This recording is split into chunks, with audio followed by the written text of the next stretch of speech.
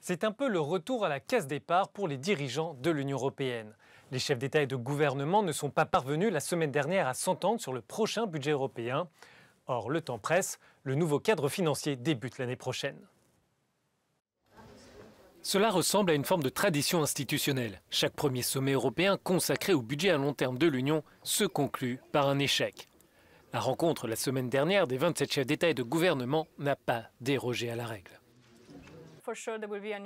Il est certain qu'un autre sommet aura lieu dans les prochains mois. La question est de savoir si cela se déroulera dans le cadre du sommet habituel du mois de mars ou s'il faut organiser un autre sommet extraordinaire. Ils pourraient s'entendre à cette occasion, mais ce n'est pas sûr. S'ils n'y parviennent pas, alors il y aura d'autres sommets d'ici la deuxième moitié de l'année. La ligne de fracture reste identique. 4 pays membres, surnommés les frugaux, refusent de voir un budget supérieur à 1% du revenu national brut de l'Union. En face, une quinzaine de capitales s'opposent à des coupes budgétaires dans la politique agricole commune et les fonds de cohésion. Les tensions portent sur une baisse globale du budget ou sur le maintien des politiques actuelles à leur niveau. En conséquence de ces tensions, les nouvelles priorités mises en avant par la Commission européenne pourraient voir leur budget diminuer. Donc, des budgets réduits pour la recherche, l'innovation, la défense, la migration, ce genre de politique. Ces difficultés pourraient d'ailleurs être exploitées lors des négociations concernant le futur partenariat entre l'Union européenne et le Royaume-Uni.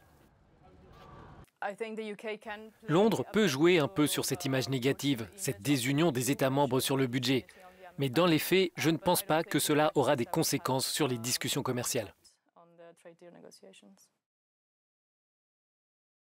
La notoriété du carnaval d'Alost dépasse les frontières de la Belgique, mais cette renommée est alimentée par une controverse. Le carnaval d'Alost en Belgique continue d'alimenter la polémique. Depuis l'année dernière, le défilé est accusé d'antisémitisme. Malgré les critiques internationales, l'édition 2020 n'a pas supprimé les chars et les représentations de juifs orthodoxes.